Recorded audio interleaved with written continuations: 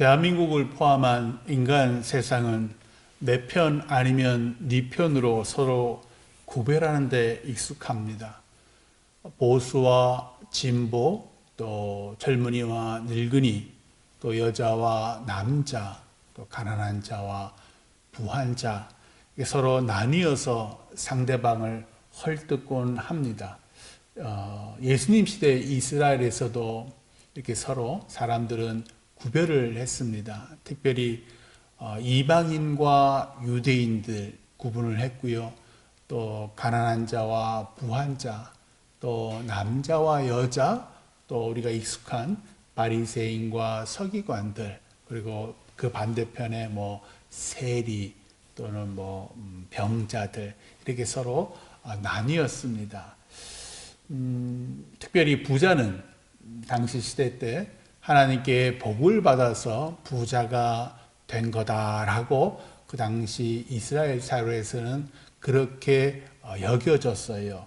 그래서인지 부유한 바리새인과 서기관들은 종종 자신의 신실함을 드러내기 위해서 사람들이 많이 지나다니는 시장이나 또는 길거리에서 일부러 일주일에 2번씩 이렇게 금식하는 모습을 보여주고, 또 채소 하나하나 한 장 한 장도 또 그것들을 세서 11조를 드리곤 했습니다. 그런 걸 보면서 이제 당시에 가난한 사람들이 한편으로는 참 부럽고 또 존경스럽고, 또 한편으로는 다 알지요, 그들의 위선을. 그래서 그 위선에 고개를 절레절레 흔들곤 했습니다. 하나님 믿으면, 또 하나님을 잘 믿으면 복 받는다, 또 부자가 된다, 이런 그 시대의 상식을 깨신 분이 예수님입니다. 그분의 산상수훈 중 그 첫 부분, 그분이 팔복이죠. 그 팔복에 뭐라고 써 있는지 제가 잠깐 읽겠습니다. 누가복음 6장 20절 21절이에요. 너희 가난한 자는 복이 있나니 하나님의 나라가 너희 것이며, 지금 줄인 자는 복이 있나니 너희가 배부름을 얻을 것이요, 지금 우는 자는 복이 있나니 너희가 웃을 것이며. 마태복음 5장에서는 우리가 잘 아시다시피 심령이 가난한 자는 복이 있나니 라고 되어 있잖아요. 근데 누가는 직접적으로 가난한 자, 또 지금 줄인 자, 지금 우는 자가 복이 있다는 예수님 말씀을 전합니다. 예수님께서는 빈부격차로 사람을 구분하지 않습니다. 왜? 예수님은, 우리 하나님께서는 우리의 마음 중심을 보시잖아요. 우리 중에는 가난해도 하나님 잘 믿는 분이 있고, 당시 사회도 마찬가지예요. 부자여도 하나님을 잘 믿지 않는 사람들이 있잖아요. 또 그런 구분들은 남자도 마찬가지고 여자도 마찬가지입니다. 하나님을 잘 못 믿어서 우리가 아픈 게 아니잖아요. 그런 식으로 예수님께서는 우리의 마음 중심을 보시기에 그들의 겉모습 사는 형편으로 우리의 믿음을 판단하지 않습니다. 가난하든 부하든 젊든 늙든 아프든 건강하든 보수든 진보이든 하나님께 도움을 구하는 사람, 하나님께 의지하는 사람, 하나님 없으면 안 되는 사람, 그들이 하나님 복을 받는 사람입니다. 그런데 가난한 사람, 지금 우는 사람, 지금 아픈 사람이 대개 하나님의 도움을 간절히 원하잖아요. 왜냐하면 하나님만이 그들의 문제를 해결해 줄 수 있기 때문입니다. 그래서 누가는 가난한 자, 지금 줄인 자, 또 지금 우는 자가 복이 있다라고 예수님께서 말씀하셨다고 증거합니다. 그러나 성경에는 부자인 사람들, 권세 있는 사람들도 예수님을 믿었다라고 증거합니다. 잘 아는 사람이 니고데모, 또 아리마대 사람 요셉, 이 두 분은 예수님 공생의 기간에는 이제 몰래 찾아와서 자신들이 이제 높은 신분이다 보니까 몰래 찾아와서 영생도 물어보고 누가 메시아 그리스도인지도 또 물어보고 그랬던 사람들이잖아요. 이분들이 예수님이 이제 십자가에 못 박혀 죽었을 때 그 장사 지내려고 향품도 사고 자신의 동굴도 예수님이 돌아가신 예수님이 눕게끔 한 대표적인 사람이 니고데모와 아리마대 사람 요셉인데, 이들처럼 부유한 사람, 편안한 사람, 또 지금 건강한 사람일지라도 예수님을 위해, 또 그들의 가정과 이웃을 위해, 또 교회와 나라를 위해 간절히 뭔가를 구한다면 그들 또한 복 있는 사람들입니다. 왜냐하면 하나님께서 그들이 원하는 것을 주셔서 하나님의 일을 세상에 펼치시게 하기 때문입니다. 하나님의 관심은 이 사람 저 사람 구별하는 것이 아니라 모든 사람과 함께 하나님 나라를 곳곳에 세우는 데 있기 때문입니다. 오늘 말씀은 이제 사울 왕의 살해 위협을 피해서 블레셋으로 도망간 다윗과 또 그를 따르는 사람들이 블레셋과 이스라엘 간의 전쟁에 휩싸이지 않고 다행히도 자신들이 있는 블레셋 진영 그곳에 시글락이라는 마을이 있어요. 그 마을로 이제 다윗과 600명의 이 사람들이 돌아오면서 벌어지는 일입니다. 밝은 얼굴로 전쟁에 참여하지 않았으니까 특별히 이스라엘과의 전쟁을 할 수가 없잖아요. 자신들은 비록 블레셋에 살더라도, 블레셋 그 이방 땅에 살더라도 이스라엘 사람들이잖아요. 다행히도 그 블레셋과 이스라엘의 전쟁에 휩싸이지 않아서 너무나 밝고 기분 좋게 자신들의 처자식 또 부모님이 살고 있는 시글락이라는 그 마을로 돌아옵니다. 근데 마을에 딱 당도했더니 마을이 불에 다 타버리고 인기척이 없는 거예요. 즉 자신의 처자식들 또 부모님들이 다 사라진 거예요. 누구한테 잡혀간 거죠. 벌써 알잖아요. 우리의 가족들 또 우리의 맛있는 것들 우리가 키웠던 가축들이 다 누군가에 의해서 끌려가고 그리고 그 마을은 모두 다 불탔다는 것을 알게 되지요. 그러자 성경이 말합니다. 백성들이 자녀들 때문에 마음이 슬퍼서 다윗을 돌로 쳐 죽이려 했다. 너무 당황스럽습니다. 다윗 때문에 지금 이런 일이 벌어진 게 아니잖아요.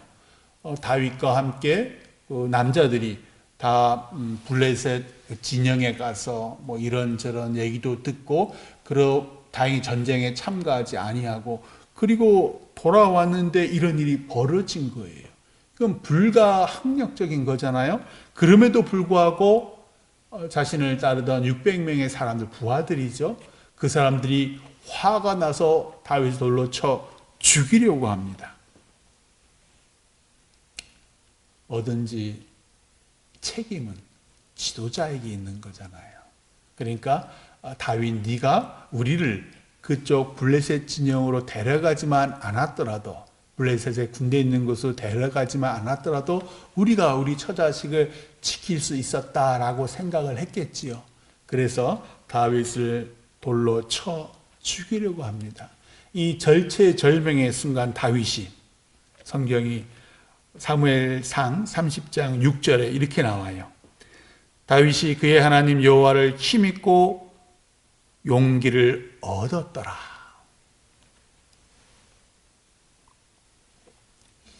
하나님께서 다윗을 왜 사랑하실까? 지극히 간단합니다.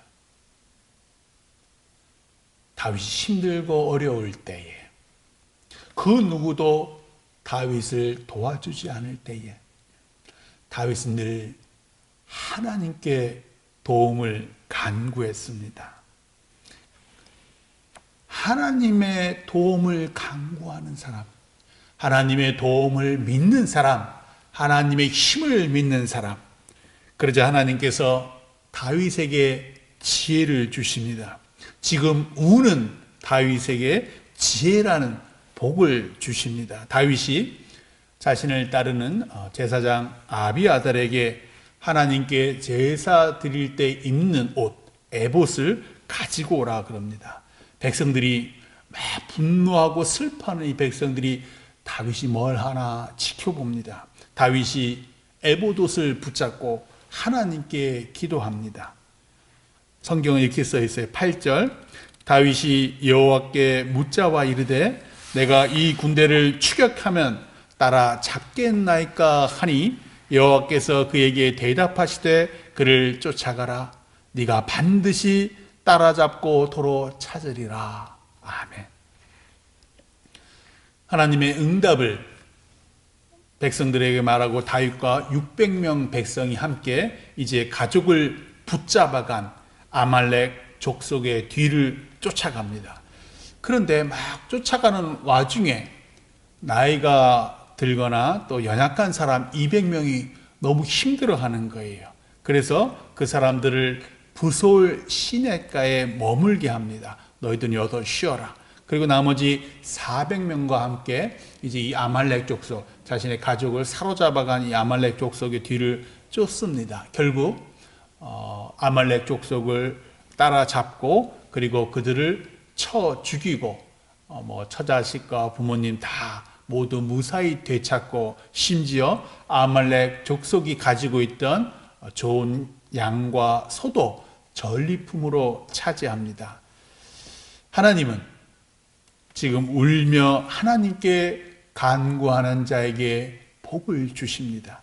오늘 말씀은 이 전리품, 하나님으로부터, 하나님의 도움으로부터 차지하게 된 이 전리품을 어떻게 분배할지에 대한 다윗의 결정입니다. 오늘 말씀 21절, 22절 함께 읽겠습니다.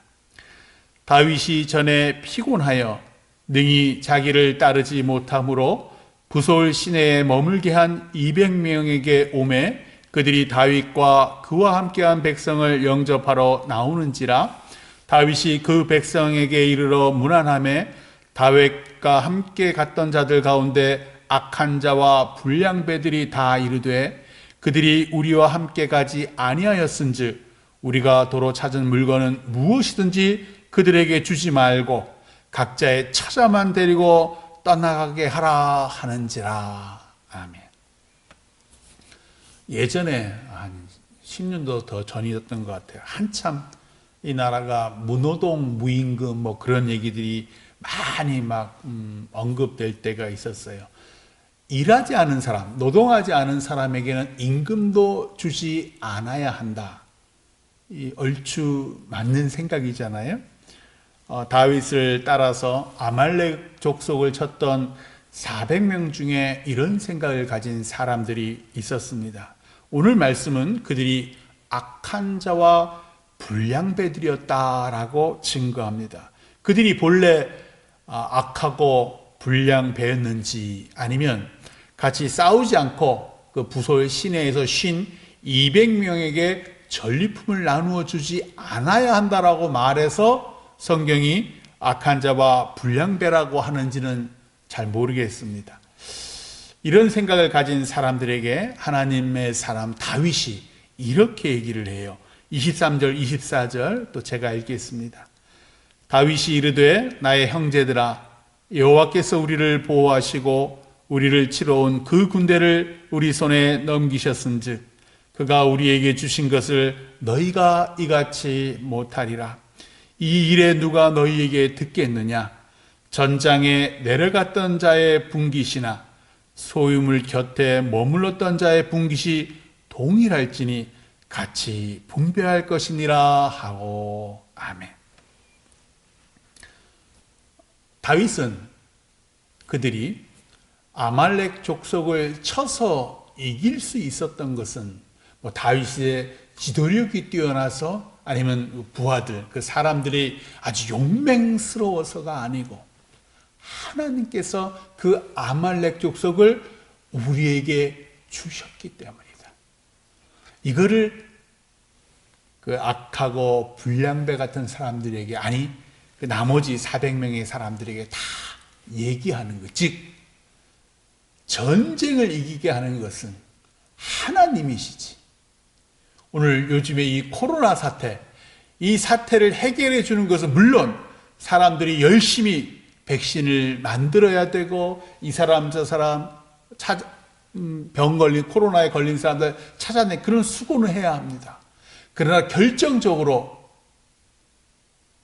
코로나 사태 또 전쟁을 이기게 하는 것은 하나님께 달려있다라고 다윗이 말하는 겁니다. 따라서 전쟁에 참여했든 참여하지 못했든, 아팠든 약하고 허약해서 참전하지 못했든 간에 하나님의 백성들은 똑같이 전리품을 분배받아야 한다라고 얘기합니다. 그런데 다윗이 이 말을 할 때 그 악한 자와 불량배들을 뭐라고 지칭합니까? 나의 형제들아, 나의 형제들아. 아말렉 족속에 대항해 목숨을 걸고 같이 싸운 그들은 어쩌면 다윗처럼 사울 왕의 핍박을 피해 온 사람이거나, 아니면 다윗이 좋아서 그곳 다윗에게 온 사람들이거나, 어쩌면 그들 중에는 정말 악한 죄를 지어서 이스라엘을 떠나야 했던 불량배가 있었을지도 모릅니다. 어쩌면 그들이 주동이 되어서 그 시글락 그 진영에서 그 마을이 다 불태워지고 또 처자식이 잡혀가는 것을 보면서 다윗을 돌로 쳐 죽이려고 했던 바로 그 사람들이 아마 악한 자와 불량배일 수도 있을 겁니다. 그럼에도 그들은 지금 다윗과 함께 아말렉 족속과 싸운 사람들입니다. 전투에 참가하지 않는 사람들을 전리품을 분배하는 데에서 제외하자고 지극히 이기적이고 계산적으로 말했을지라도 그들 또한 다윗을 따르는 백성들입니다.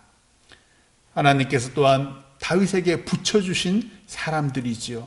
다윗은 안타까운 마음으로 그들에게 나의 형제들아 라고 말합니다. 이 말은 전투에 참가했든 참가하지 않았든 다윗과 함께한 모든 사람들은 늙든 젊든 힘이 세든 연약하든 또 불량배든 아니든 병이 있든 없든 남자든 여자든 한 형제라는 뜻입니다. 우리 모두는 다릅니다. 생김새도 다르고 성품도 다르고, 누구는 부유하고 누구는 가난하고, 누구는 건강하고 누구는 아프고, 또 우리의 믿음도 다 다르고 지식도 수준이 다 다릅니다. 하나님을 모르는 사람들은 다름을 강조합니다. 넌 나와 달라. 서로 간의 차이를 이렇게 구분해서 네 편, 내 편 이렇게 가릅니다. 왜? 그러면 세상 사는 게 훨씬 편합니다. 내 편들과 모여서 내 편이 아는 사람들을 차별하고 왕따시키고 그렇게 사는 게 훨씬 나에게 유리합니다. 그렇게 살았던 대표적인 사람이 우리가 잘 아는 독일의 히틀러. 이 사람이 2차 세계대전을 일으켰잖아요. 그러면서 자신이 속한 민족, 게르만 민족이 위대하다라고, 제일 1등 국민이다라고 얘기하면서 나머지 인종들, 특별히 유대인들 아주 열등하다라고 독일 국민들이 계속 말을 하는 거예요. 그러면서 따라서 이 사람들은 추고마땅한 이기적이고 계산하고 돈밖에 모르는 그런 인종들이다라고 하면서 600만 명의 유대인들을 다 죽여버립니다. 또한 이 히틀러 시대 독일에서는 장애인들도 열등하다라고 죽임을 당합니다. 과거 일본 사람들도 조선인들을 멸시했고 지금도 우리도 일본 사람 별로 안 좋아하지만 일본 사람들도 한국 사람들을 별로 좋아하는 것 같지 않습니다. 왜? 하나님을 모르면 자꾸만 나와 너를 구분합니다. 따라서 내 자식은 귀해요. 하나님을 모르면. 그런데 남의 자식 귀한지는 몰라요. 늘 남의 자식 저 잘못된 것만 자꾸만 보입니다. 내 자식은 늘 귀하고 잘났고 그렇게 돼요. 하나님을 모르면요. 그러나 하나님을 아는 사람, 하나님을 믿는 사람은 다름이 아니라 같음을 봅니다. 주님 안에서 우리 모두 형제 자매라는 것을 알기 때문입니다. 여호와 하나님을 아버지로 섬기는 우리 모두는 형제 자매입니다. 형제 자매는요, 약한 걸 감싸주잖아요. 그리고 부끄러운 게 있으면 그걸 이렇게 감춰주잖아요. 그게 한 부모 밑에서 자라난 형제 자매잖아요. 누가 뭐 금덩어리라도 이렇게 발견하면 이건 내 거야 라고 하는 게 아니라 와서 야야야야 동생아 형 뭐 누나야 이거 봐 금덩어리를 내가 이렇게 찾았어. 우리 같이 이거 나눠서 알콩달콩하게 살자. 이게 형제 자매잖아요. 또 가난하면 형제 자매 중에 좀 가난하면 그 가난을 좀 서로 덜어줘서 그 고통을 좀 작게 하는 것. 그것이 한 부모 밑에서 자란 형제 자매들이잖아요. 따라서 하나님을 아는 사람, 하나님을 나의 아버지라고 섬기는 사람들은 우리 안에 서로 생김새는 다르고 성품은 달라도 우리 모두 같은 한 형제 자매라고 믿습니다. 감사하게도 아버지 하나님은 우리 죄악마저도 친아들 예수님이 감당케 하셨습니다. 내가 지은 죄와 악인데도 하나님의 양아들 양딸인 우리의 죄악마저도 친아들 예수님이 짊어지게 하십니다. 그것이 형제 자매잖아요. 우리 믿음이 좋아서가 아니라 우리가 착하고 능력이 있어서가 아니라 하나님 원망하고 불신하고 죄악의 노예로 살아갈 때 아버지 하나님은 친아들 예수에게 이 양아들 양딸 우리의 죄악의 짐 그 십자가를 대신 지게 하십니다. 이것이 아버지의 사랑이요 형제 자매의 사랑입니다. 이 사랑은 우리 기독교인에게만 국한되지 않습니다. 모든 인간이 아버지 하나님 안에서 형제 자매이기 때문입니다. 우리 모두는 아담의 후손이요 노아의 후손입니다. 그가 예수님을 믿든 믿지 않든 하나님께서는 그에게 생명을 주셨습니다. 살아있는 모든 사람은 하나님 사랑 안에 있습니다. 비록 종교가 다르고 인종이 다르고 삶의 형편이 다를지라도 아니 나를 괴롭히고 또 이기적이고 계산적이며 나랑 전혀 맞지 않는 사람일지라도 그 사람은 하나님 안에서 나의 형제 자매입니다. 신천지 신자들 그들 또한 나의 형제 자매입니다. 그들이 잘못 현혹되어서 잘못 믿어서 그렇지 그들도 하나님께서 사랑하시는 우리의 형제 자매입니다. 예수님은 그들 또한 우리처럼 사랑하라 하십니다. 그들이 십자가에 못 박히신 예수님을 진자고 자신의 교주 이만희를 재림한 예수 이긴 자로 믿는 어리석음을 범하며 교주가 시키는 대로 거짓말로 사람을 꿰어가고 집단 감염을 일으켜 우리 정통교회도 주일 예배를 드리지 못하는 상황에 이르게 했지만 그럼에도 예수님은 그들도 우리처럼 사랑하십니다. 그들이 말하는 진자 예수님의 십자가 사랑을 거부하기에 구원받지 못할 뿐입니다.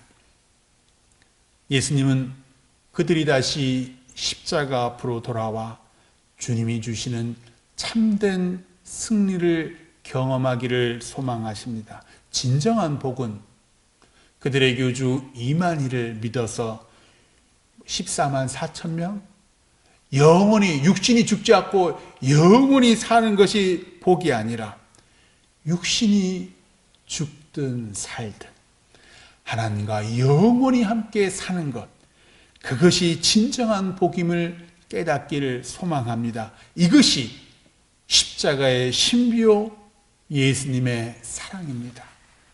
코로나 사태로 어수선한 세상, 예배도 세상의 눈치를 봐야 하는 교회, 그러나 이것이 기독교 탄압이 아니기에 모든 사람들을 살리려고 애쓰고 노력하는 것이기에 우리 금톡교회도 오늘부터 다음 주일까지 예배당에서 드리는 주일 대예배를 쉬고 대신 주일 가정 예배를 드리고 있습니다. 코로나 사태를 진정시키기 위한 정부의 노력에 협조하려 합니다. 그들도 우리의 형제 자매이기 때문입니다. 그리고 4월 5일 종료주일부터 그 주 월요일부터 특별 고난주간 특별 새벽 예배를 하려고 합니다. 그리고 수요 예배도 하고요. 그리고 각종 큐티 모임도 하고요. 구역 모임도 그때 모든 것을 정상화하려 합니다. 우리의 이런 결정이 세상 형제 자매들을 향한 예수님의 사랑이기를 소망합니다. 세상은 아주 옛날부터 지금까지 교회를 사랑하지 않습니다. 교회를 이용합니다. 그러나 교회는 주님 안에서 세상 형제 자매들을 사랑해야 합니다.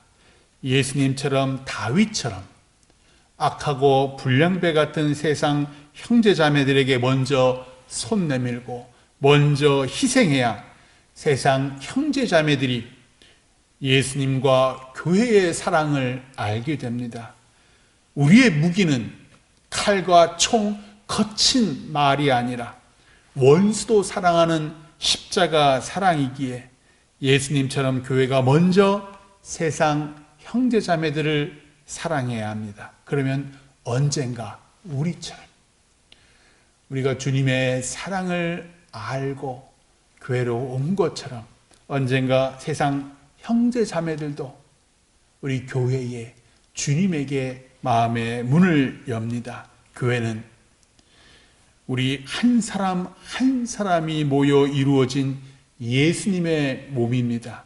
우리 한 사람 한 사람을 통해 예수님의 십자가 사랑이 세상 형제 자매들의 마음에 임하기를 주님의 이름으로 축원합니다. 기도하겠습니다.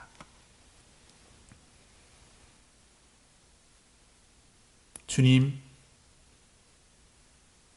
우리도 또 세상의 형제 자매들도 심지어 신천지 신도들도 하나님 아버지 안에서 형제 자매임을 깨달았습니다.